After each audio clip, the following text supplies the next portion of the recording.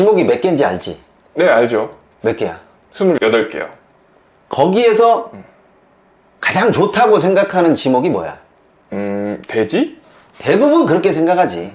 근데 우리는 조금 배웠으니까 돼지 말고 뭐가? 돼지 말고는 잡종지죠. 그렇지. 잡종지는 현황을 따졌을 때 농지처럼 보여도 잡종지, 돼지처럼 보여도 잡종지.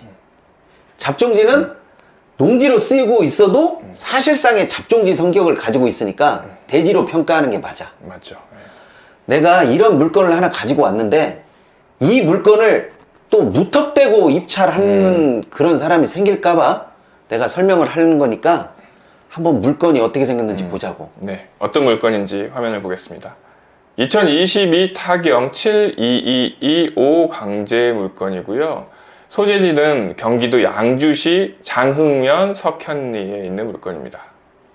용도는 잡종지고요. 우리가 유튜브를 한 지 꽤 오래됐는데 잡종지는 한 번? 2번 정도 다뤘던 것 같아요. 면적은 107평 정도 되고요. 감정가는 1억 5,300 정도. 그러니까 평당 150 정도로 보면 되겠네요. 5월 4일에 신건이니까 저희가 지금 4월 말에 촬영을 하고 있거든요. 다음 주 정도면 이제 신건으로 진행이 되는 거예요. 지목은 잡종지고요. 계획관리 지역이고, 그리고 현황 주거 나지. 그러니까 주거용인데 지금 빈 땅으로 되어 있다는 뜻이죠. 그리고 북동측으로 약 4, 5m의 포장 도로에 접함 이렇게 되어 있으니까 맹지는 또 아니라는 얘기인 거죠. 입지를 한번 보겠습니다. 이쪽 부분인데요. 여기가 양주인데요. 밑으로 보면 이쪽에 송추 쪽이고요. 밑으로 내려가면 또 이제 은평구 구파발 이쪽에 나오겠죠. 그리고 여기가 두리랜드라고 들어보셨어요? 두리랜드? 들어본 것 같아. 그 왜 탤런트 임채무 씨 있잖아요. 그 임채무 씨가 운영하는 여기 두리랜드, 두리랜드고 여기는 노지죠. 노지이고 이쪽에 장흥관광지라고 해가지고 약간 그 어른들의 놀이터 같은 그런 성지예요. 요즘은 모르겠지만 예전에는 이제 그런 곳이었죠. 그쪽에서 조금 더 올라가서 이쪽 계곡 안에 있는 이런 땅입니다. 주변으로 보니까 저 호텔도 있고 펜션도 있네. 그러니까 저쪽도 아마 그런 용도로 건축 행위가 좀 이뤄지는 것이 맞는 것 같아. 그렇죠. 뭐 이쪽 위성 사진을 보니까 이쪽도 지금 택지로 되어 있고 또 펜션이라든가 또 요양원이 있고 그런 걸 보니까 이런 전원주택이라 봐야 될까요? 전원주택으로 쓸 수 있는데 이런 데도 맨 끝에도 지금 택지로 되어 있고 여기도 마찬가지로 이제 개발 중인 거죠. 여기도 차곡차곡 하나씩 올라오고 있고요. 자연을 좋아하고 또 나는 자연이다 이런 거 좋아하시는 분들은 괜찮네요. 뒤에 또 높은 산도 있고 향도 나쁘지 않고요. 자, 이렇게 개발되고 있는 땅, 개발이 된 땅의 안쪽에 있는 이 땅 같아요. 이 땅이고 이렇게 좀 쓰레기도 좀 쌓여 있고 경작을 하고 있는 이쪽 땅입니다. 앞에는 이렇게 건축물이 들어와 있죠. 경작을 하고 있다고 해서 사실상의 저 땅이 어떤 경작용 농지다 이렇게 말할 수 있는 부분은 아닌 것 같고. 그렇죠. 네. 잡종지는 어찌됐건 대지로 평가하는 게 나는 맞다라고 봐. 그래서 이 가격이 대지용 평가가 되는 것이니까 이런 상태에서는 낮은 가격에 받는 것이 가장 유리하지. 그렇죠.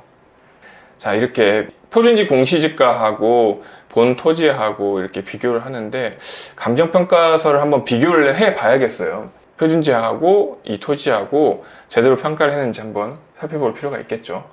이 물건은 신건이기도 하지만 분명하게 대지로 평가를 해서 대지 가격을 봐야 되는 거고 또 이런 물건 같은 경우에는 옆에 있는 건축물에 최종적인 가격이 있을 거 아니야. 뭐 예를 들어서 3억이면 3억이다. 여기서 3억 5천 정도에 저쪽이 거래가 되고 있다. 이렇게 되면 거기에서 건축물 가격과 토지 가격을 분리해서 봐야 된단 그렇죠. 말이야.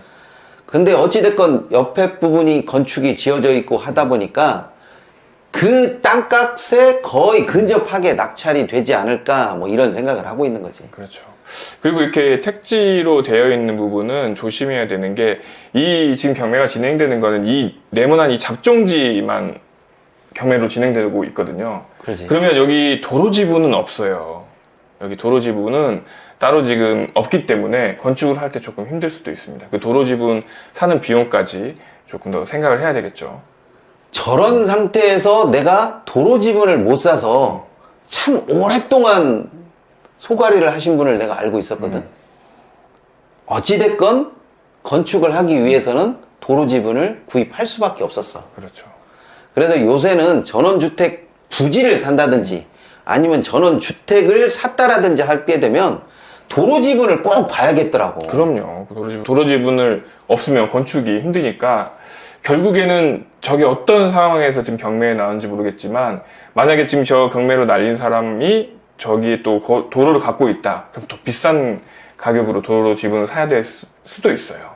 저런 거 같은 경우엔 그러면 일단은 도로 지분 먼저 확보하려고 생각하고 난 다음에 들어가야 된다라고 그렇죠. 하면 가격은 훨씬 더 저렴해져야 된다라는 얘기가 됩니다. 맞습니다.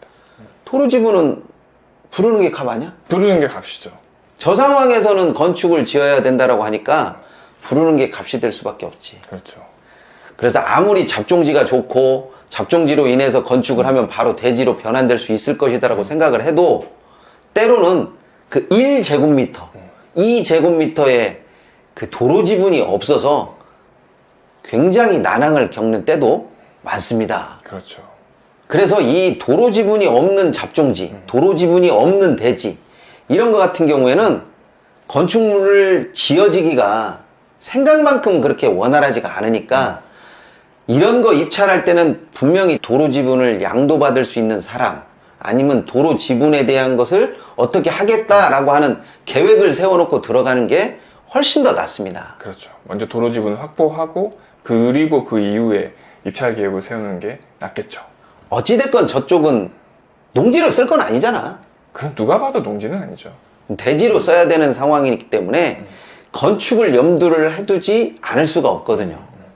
그래서 저런 땅 같은 경우에는 주변 시세도 중요하지만 꼭 필요한 도로 지분을 내가 확보할 수 있냐 없냐에 따라서 입찰 금액이 달라질 수가 있다는 거 꼭 잊지 말고 기억해 두시기 바랍니다.